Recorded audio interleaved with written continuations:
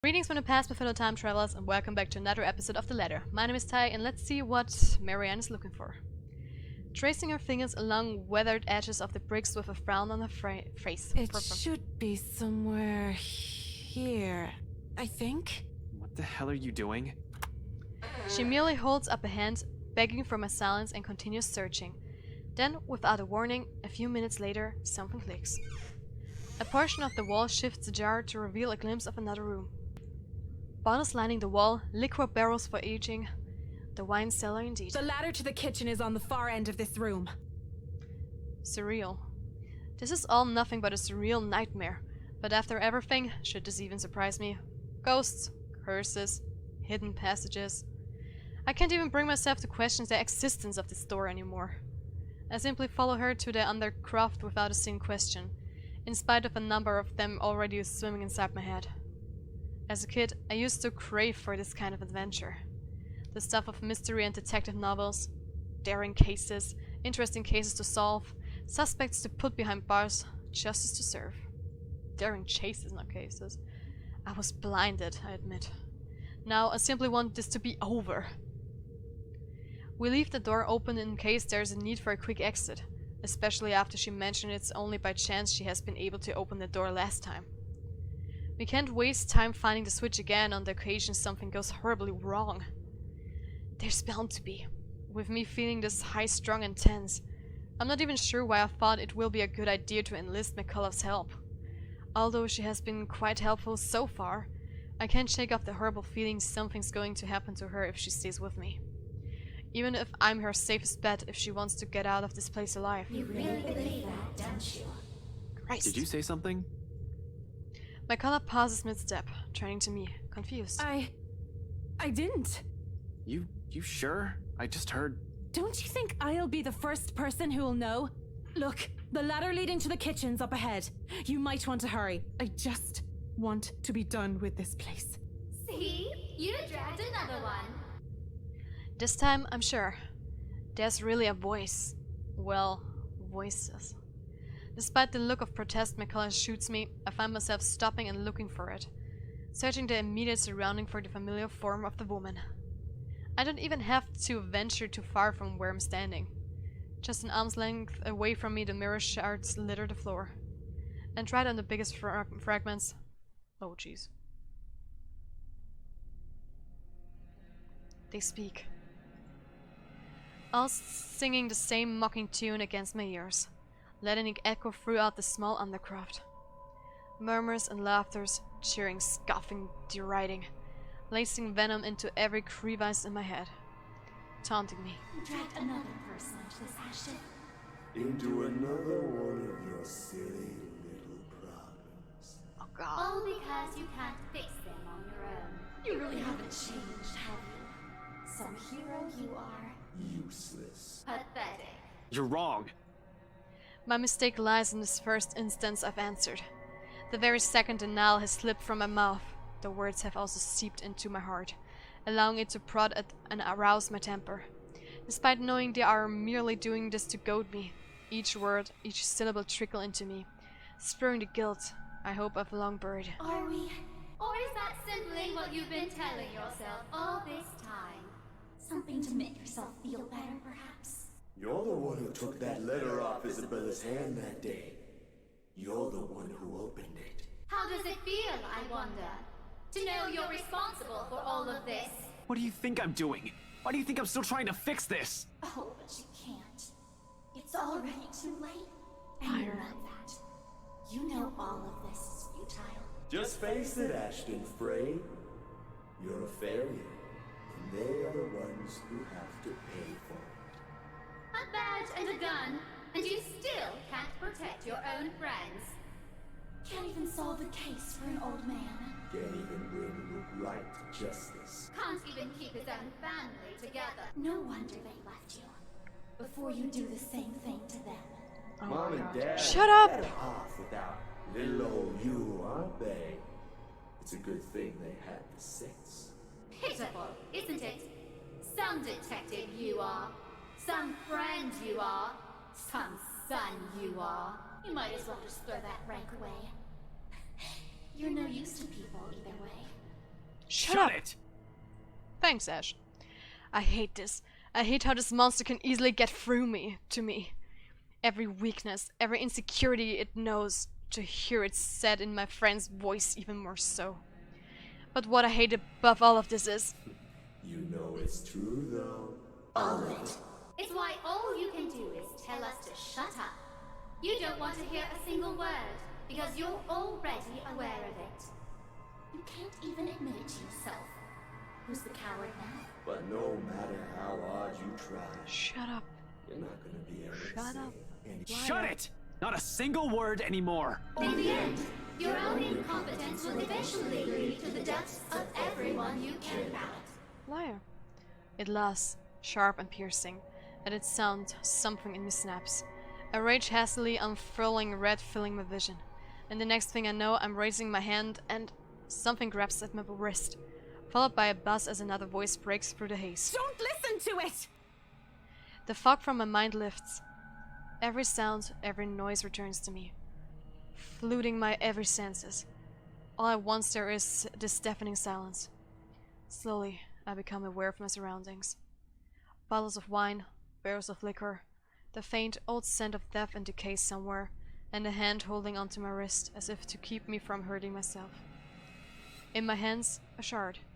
Blood drips from where it has cut my palm, trailing down my wrist until it disappears behind my sleeve. Too deep, negligible even. There is a pain, however, a different kind. An ache somewhere else that stems not from the wound, but where every single word has hit. When I glance up, Mikala, she merely stares at me with wide, horrified eyes. Don't listen to it! No matter what happens, don't do what it says! True. It's how it gets us. My grip on the shard falters, but only after I nod and drop it entirely does she realize her grip. Afterwards, she simply steps back and looks away, hugging her arms closer to herself. She breathes a sigh, heavy, perhaps weighted with her own guilt, what this monster might have used against her. Come on, we're getting close. She walks off without another comment. There's whir in her as she gives the fragment one last glimpse. Oh my god. Before I could go deeper into the wine cellar, Ash began to hear voices coming from Mirror the Shards on the floor. Mocking him for his failures. Though before he could do anything rash, Marianne stopped him. Belatedly, he realized he had picked up a broken mirror shard. On the ground, they lie lifeless now. No more voices, no more insults. But even as I walk away, one whispered taunt continues to ring in my ears. It's useless, Ashton Frey. Shut up. You are going to die. Shut up. You are going to die alone. Shut up. A fear. One that has been long kept in the darkest place in my heart. One that a small part of me wishes for. The trapdoor swings open without much fuss.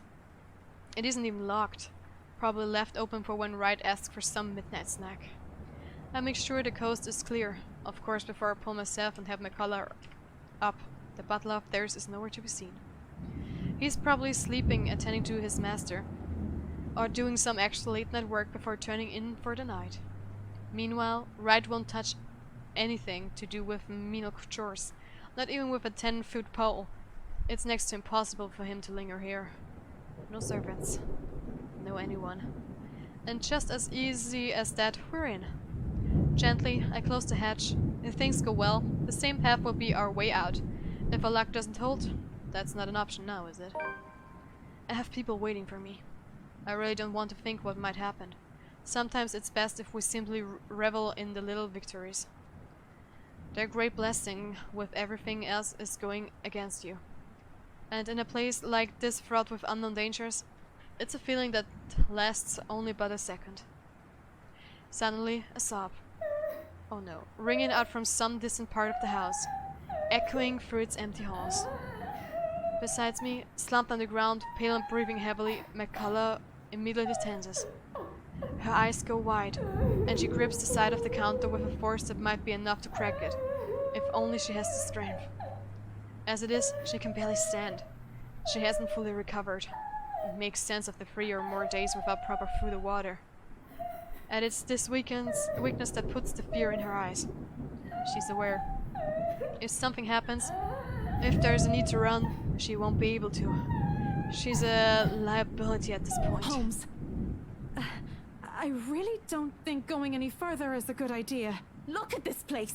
Everything seems fine. Nothing's off. Maybe we should just go? I really don't like the sound of that. You really don't have to come with me. Just until the kitchen, yeah? We're already here. You've done your part. From here on, I'm going on my own. Yes, I said that, but Can you even stand? She doesn't answer. You'll only be putting yourself in more danger if you follow after me. You have an easy way out of here. Stay here. Once you're okay, I need you to get yourself out of this place. what? I'm not going to leave you. Well, I'm not taking you with me either, lady. So it's here or out there. You really are mad, aren't you? Probably all will be. If no one fixes this little curse problem we have. You think you'll find something in here? This is just a mansion, for God's sake. Maybe. It's worth a shot. Besides, if what we're hearing right now says anything, I'd say scumbags. Who? Right. He might be knee-deep in trouble and he has no idea about it. McCullough still appears as if she's about to argue. So instead of more words, I unholster my taser and hand it to her. A standard issue for every member of Luxman Police Force, but it shouldn't take a genius to know how to aim and fire on it. Even Isabella may just be able to use it without training. Yet, Miss Interior Designer Extraordinaire stares at it as if I've just handed her something particularly nasty. Listen, you want to wait? Fine. I'm leaving this with you. But if I don't come back here within 15 minutes, I want you to backtrack and get the hell out of here. Are you daft, Holmes? I already told you. In case something goes wrong, I need someone who can tell people what's going on. Who can tell my friends what might have happened here. They're at the crawl. You know the place, right? I trail off, letting the meaning of my words hang in the air. I want to be optimistic about this, really. However, I'm going against something almost everyone can quite understand. I'm just being realistic with my chances. McCullough seems to understand this as well after what I've said. Any sign of protest has already died from her tongue, and she simply looks at the taser quietly. After a moment, she just nods. Beyond the walls of this room, the cries continue to grow louder, and I take it as a sign to leave. Without another word, I slip out of the door. Oh god, I hate her so much. Upon reaching the kitchen, the crying Ashton heard from outside began anew. Unwilling to risk the civilian, the detective handed Marianne his taser and advised her to leave him if he didn't return after 15 minutes, even if he himself was uncertain if he would. Gosh. Like a siren call, her voice beckons. Finding out who that is seems a good place to start as any.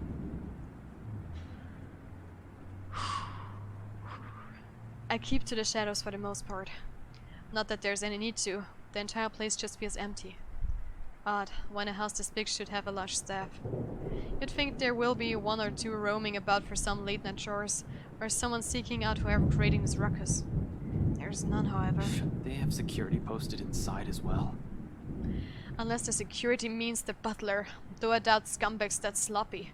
He loves his life more than anything. Probably more than his own life, or wife. And the things he's done, he's bound to make more than an enemy or two. He's also the kind who'll do anything to keep himself safe. Alive. I wonder what he'll say when he finds out that there's something not human living with him in his own house. He's going crazy, maybe.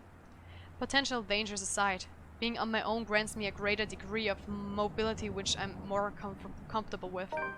Sure, I could have enlisted McCullough's help. Next to the people who owns this, she's probably the one who's most familiar with the mansion. But the cons of bringing her outweighed the pros. She's better off somewhere a quick exit's inside. With no tag along, I only have to worry about myself watching my back. Selfish, I know. But necessary. In the same manner, this whole plan is, no matter how idiotic going into this is. Besides, I don't really need a guide when the house layout is fairly simple, almost mirrored with only a few modifications in the rooms. Although I've only been here once, I think I already have a good grasp of this place in and outs. As long as you can tell which is east and west, it shouldn't be hard to find my way around. After the dining room, the main foyer should be the next thing that greets me. Where the woman cries are leading me. Honestly, after what happened outside, I'm not even sure if I should be trusting what I'm hearing. But with the whole house somehow seemingly devoid of any of its inhabitants, I'm inclined to look into this. More than surviving this curse, a huge part of this is my training speaking. I just hope this isn't a crime scene I'm walking into. Right. But nothing's ever that simple, isn't it? Not when you're dealing with with the supernatural. Nope. Because as soon as my feet crosses to the next room, something shifts. Oh my god! Oh, yikes. In a flash, nearly without fanfare. It happens in the blink of an eye. I almost miss it. One moment, there's red. And the next... Oh. I'm standing alone in the foyer. For a brief instant I pause. Glancing wildly around the place, blinking twice as if my movements will spur the vision back. Yet, nothing.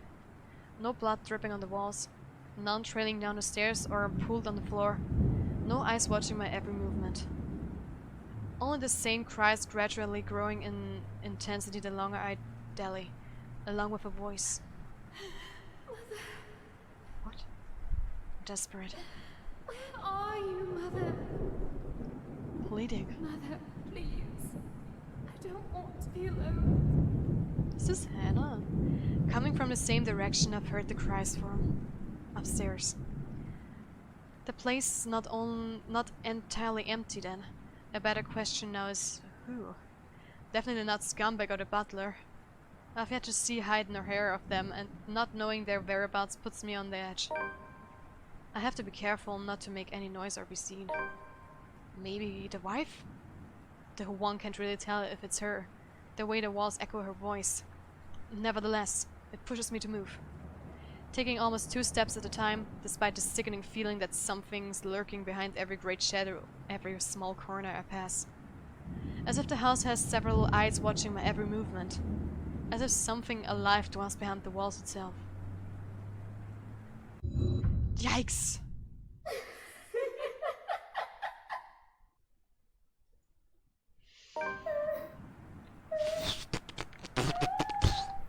Dude! What chills! Oh my god, I'm getting sick of this, really. Upon reaching the kitchen, the crying Ashton heard from outside began anew. On alert, he continued deeper into the mansion, even if he wasn't certain if he would get out of the place alive. How many times are you going to say that? I tried to shake it off, but the unease sensation is already made home at the pit of my stomach. Dread. And it only grows deeper the closer I get to her. The relative emptiness of the place doesn't help either. Neither does the harsh wind battering the windows nor the sheets of rain pelting down the roof. Why are the windows open? For a fleeting second, I find myself wishing for Scumbag to simply show up. I don't get too far down in that train of thought though. Abruptly, the cries stop. I don't wanna. Replacing it with... Mother, please. She's here. She's here, Mother. She's going to take me. She won't leave, Mother. Mother, I don't want to go with her. Tell her to go away. Mother! Mother, she's here! Help! That can't be good. Adrenaline overcomes me in a rush. In no 2 heartbeats, my feet's already moving, before any sense can catch up or doubt creeps up to me. Creeps. My hands ready at the holster as I hastily set off for the far side of the hall. One alarmed footstep after another, while struggling to keep that sense of panic at bay. A door lies ajar at the end and coming from the floor above. She's going to hurt me! Help me! In the attic? I do not hesitate. Moving in, despite the lack of light, the steep stairs or the thick layer of dust kicking up with my every step. I pause only a moment upon reaching the top. Then, without wasting a second, I push the door open. Holy shit. Oh my god, it's the former... Oh my god. But she's bloody as hell! She sits in the middle of the room, shoulders hunched, shaking. Her hands cover her face as she weeps, oblivious to my presence. It's as if she has heard neither of my footsteps, nor the soft creaking of the door, continuing undisturbed, like I'm standing in time far removed from her. She doesn't even flinch when I call out to her. Hey, are you alright? Wheels in the night. I've done it, Mother. Take me with you, please. I can still hear her. She's here. Help me! Help me, please! Belatedly, I notice the blood on her hands. If it's the same one drenching the whole attic, I'd rather not know. How the whole room has ended up like this is the least of my problems at the moment. Even a single human body doesn't have this much blood. So, bodies? The thought sends an unpleasant twinge in my stomach. Does Wright even know about this? He's bad news, alright, but this is beneath him. He'll definitely balk at first sight of it. Anyone will. Yet the woman lingers here, unmoved by the sight, letting her sobs fill the room, repeating the words over and over again like a prayer of salvation. To whom? The mess of parchment she has left on the floor? Just what the hell is happening? Hey, lady, are you? The rest of the question never makes it out. I don't even see it coming. Should have been more aware and on guard, really, oh god. But there's little I can do when a well-placed blow to the back of my knees makes me stumble. Wait, what? The momentum alone sends me reeling forward. Is this Luke? Or the butler, or what? The sobs had Ashton to the mansion's attic. In the middle of the room, he found a woman crouched on the floor, crying. Cautiously, he approached her, but as he was about to reach out for her, someone grabs him from behind. God. It barely even registers in my head that the woman's gone and the room's as normal as it can be. Not above the pain suddenly shooting up my side when I hit the floor. I don't even get the chance to get my bearings back when a hard enough blow to my stomach causes me to buckle down and land heavily on my knees. Gasping, I fondle wildly for my gun. Although before I am able to turn, level it and shoot, a hand grabs my wrist and twisted it. Hard. I gasp. A grunt. A cry of pain slips past my mouth. The gun falls to the floor with a thunk. As soon as it lands, a foot kicks it out of my reach and it slides uselessly under the bed. Agony suddenly explodes in my chin, jerking loose, a sharp cry of pain and stars fill the edge of my vision. A brief moment of regret hits me for leaving my taser with my collar, when a piece of cloth closes around my neck. What? Without warning, my attacker pulls. Tight. I'm left gasping, choking, and clawing for air, blindly reaching behind me as I still try to fight him off and loosen the pressure on my neck. Expect any sort of movement only cause him to pull it taut. My, so many rats scurrying about in this mansion lately. Dude! Are you fucking kidding me? I knew he was bad news! Are you fucking kidding me? Wright's butler. Shit. Tell me, what did you do with the madam? I have no idea what he's talking about. Did something happen to Hannah Wright? Go! You asshole! Now, Dummkopf, you're in no position to be rude. Last time I checked, I'm not the one breaking into other people's homes. Now answer my question. What did you do with the madam? The pain rings and resonates through my already sore body. Still, I managed to ride it out and spit a mutinous... Keep that dirty mouth babbling and you're getting a knife in the kidney. I assure you it will be more painful than this. He really doesn't need to threaten me by now. It's all too much to bear at this point. My lungs feel like they are burning with the lack of air. Dark spots begin to fill the edges of my vision. Ever so slowly, the world around me dims. But guys, I'm running out of time. This is it for this episode. Thank you so much for watching. Leave a like, subscribe to my channel. If you aren't subscribed, click on the notification bell down below so you get notified when I upload my videos. Share us on all your social media, and guys, I will see you in the future or back in the lab. Bye bye.